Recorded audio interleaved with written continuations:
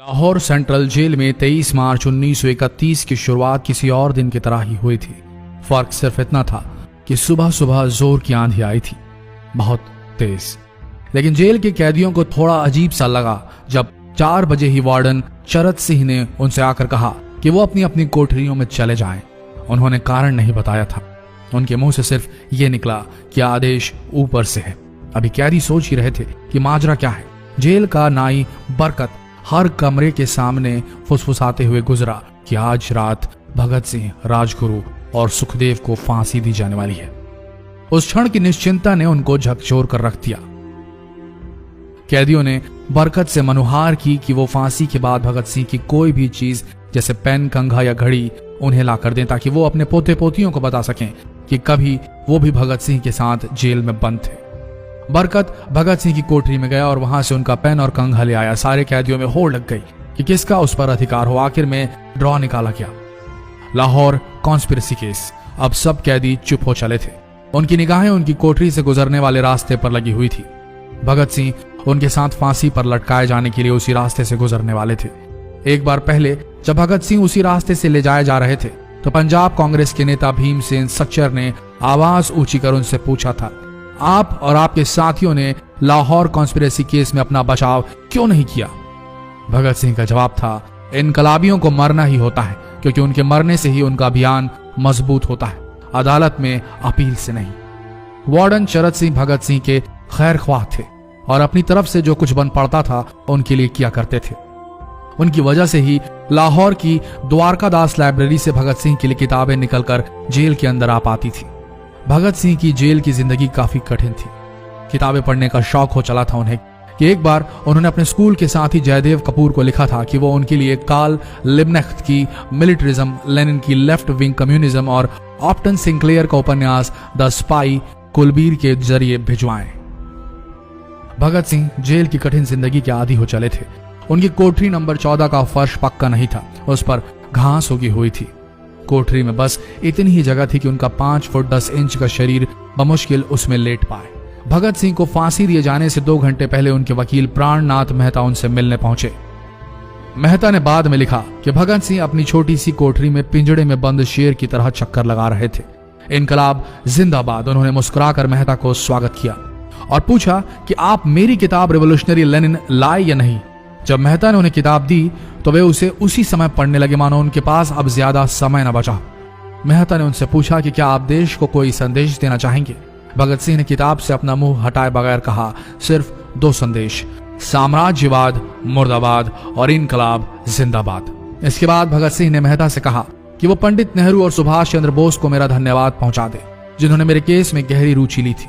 भगत सिंह से मिलने के बाद मेहता राजगुरु से मिलने उनकी कोठरी पहुंचे। राजगुरु के अंतिम शब्द थे, हम लोग जल्द मिलेंगे। सुखदेव ने मेहता को याद दिलाया कि वो उनकी मौत के बाद जेलर से वो कैरम बोर्ड ले लें जो उन्होंने उन्हें कुछ महीने पहले दिया था। मेहता के जाने के थोड़ी देर बाद जेल अधिकारियों ने तीनों क्रांतिकारियों को बता दिया कि उनको वक्त से 12 घंटे पहले ही फांसी दी जा रही है। अगले दिन सुबह 6 बजे की बजाय उन्हें उसी शाम 7 बजे फांसी पर चढ़ा दिया जाएगा। भगत सिंह मेहता द्वारा दी गई किताब के कुछ पन्ने ही पढ़ पाए थे। उनके मुंह से निकला, क्या आप मुझे इस किताब का एक अध्याय भी खत्म करने नहीं देंगे? भगत सिंह ने जेल के मुस्लिम सफाई कर्मचारी बेबे से अनुरोध किया कि वो उनके लिए उनको फांसी दिए जाने से 1 दिन पहले शाम को अपने घर से खाना जरूर लाएं। लेकिन बेबे भगत सिंह की इच्छा पूरी नहीं कर सके क्योंकि भगत सिंह को 12 घंटे पहले फांसी देने का फैसला ले लिया गया और बेबे जेल के गेट के अंदर ही नहीं घुस पाए।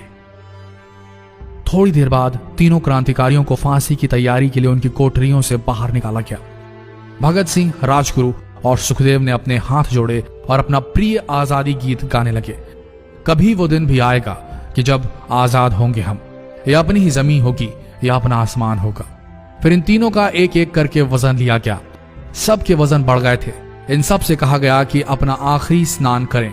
फिर उनको काले कपड़े पहनाए गए लेकिन उनके चेहरे खुले रहने दिए गए। चरत सिंह ने भगत सिंह के कान में फुसफुसा कर कहा कि वाहिगुरु को याद करो।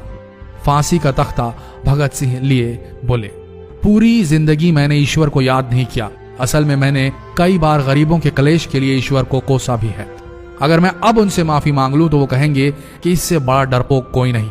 इसका अंत नजदीक आ रहा है, इसलिए ये माफी मांग रहा है।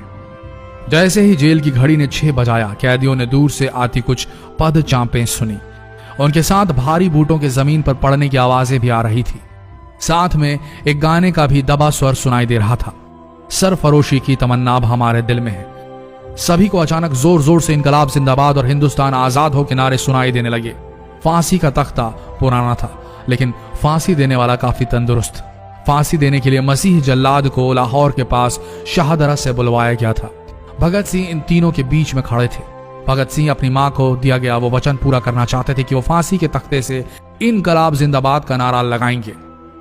लाहौर जिला कांग्रेस के सचिव पिंडी दास सोंधी का घर लाहौर सेंट्रल जेल से बिल्कुल लगा हुआ था। भगत सिंह ने इतनी जोर से इनकलाब जिंदाबाद का नारा लगाया कि उनकी आवाज सोंधी के घर तक सुनाई दी। उनकी आवाज सुनते ही जेल के दूसरे कैदी भी नारे लगाने लगे। तीनों युवा क्रांतिकारियों के गले में फांसी की रस्सी डाल दी गई, उनके हाथ और पैर बांध दिए गए। तभी जल्लाद ने पूछा, सबसे पहले कौन जाएगा? सुखदेव ने सबसे पहले फांसी पर लटकने की हामी भरी। जल्लाद ने एक एक कर रस्सियां खींची और उनके पैरों के नीचे लगे तख्तों को पैर मारकर हटा दिया। काफी देर तक उनके शव तख्तों से लटकते रहे। अंत में उन्हें नीचे उतारा गया और वहां मौजूद डॉक्टरों लेफ्टिनेंट कर्नल जे नेल्सन और लेफ्टिनेंट कर्नल NS सोंधी ने उन्हें मृत घोषित किया। एक जेल अधिकारी पर फांसी का इतना असर हुआ कि जब उससे कहा गया कि वो मृतकों की पहचान करें तो उसने ऐसा करने से इनकार कर दिया।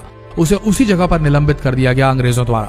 एक जूनियर अफसर ने यह काम अंजाम दिया। पहले योजना थी कि इन सब का अंतिम संस्कार जेल के अंदर ही किया जाएगा, लेकिन फिर यह विचार त्यागना पड़ा जब अधिकारियों को आभास हुआ कि जेल से धुआं उठते देख बाहर खड़ी भीड़ जेल पर हमला कर सकती है। इसलिए जेल की पिछली दीवार तोड़ी गई। उसी रास्ते से ट्रक जेल के अंदर लाया गया और उस पर बहुत अपमानजनक तरीके से उन शवों को एक सामान की तरह लाद दिया गया। पहले तय हुआ था कि उनका अंतिम संस्कार रावी के तट पर किया जाएगा, लेकिन रावी में पानी बहुत ही कम था, इसलिए सतलज के किनारे शवों को जलाने का फैसला लिया गया। उनके पार्थिव शरीर को फिरोजपुर के पास सतलज के किनारे लाया गया। तब तक रात के 10 बज चुके थे। इस बीच उप पुलिस अधीक्षक कसूर सुदर्शन सिंह कसूर गांव से एक पुजारी जगदीश अचरज को बुला लाए। अभी उनमें आग लगाई ही गई थी कि लोगों को इसके बारे में पता चल गया। जैसे ही ब्रितानी सैनिकों ने लोगों को अपनी तरफ आते देखा, वो शवों को वहीं छोड़कर अपने वाहनों की तरफ भागे। सारी रात गांव के लोगों ने उन शवों के चारों ओर पहरा दिया। अगले दिन दोपहर के आसपास जिला मजिस्ट्रेट के दस्तखत के साथ लाहौर के कई इलाकों में नोटिस चिपकाया गया, जिसमें बताया गया कि भगत सिंह, सुखदेव और राजगुरु का सतलज के किनारे हिंदू सिख रीति से अंतिम संस्कार कर दिया गया है। तो ये थे भगत सिंह की जिंदगी के वो 12 आखिरी घंटे। आशा करते हैं इस वीडियो में सुनाई गई ये कहानी आज युवा पीढ़ी के दिलों में मर चुके देशभक्ति को जगाने में कामयाब होंगे। जितना हो सके इस संदेश को पूरे देश में पहुंचाएं। इस वीडियो को शेयर करें फेसबुक पर, व्हाट्सएप पर, और हो सके तो इस पेज को फॉलो करें ताकि ऐसे ही वीडियोस आप तक सही समय पर पहुंच सके। मिलते हैं अगले वीडियो में, तब तक के लिए आप सबका धन्यवाद।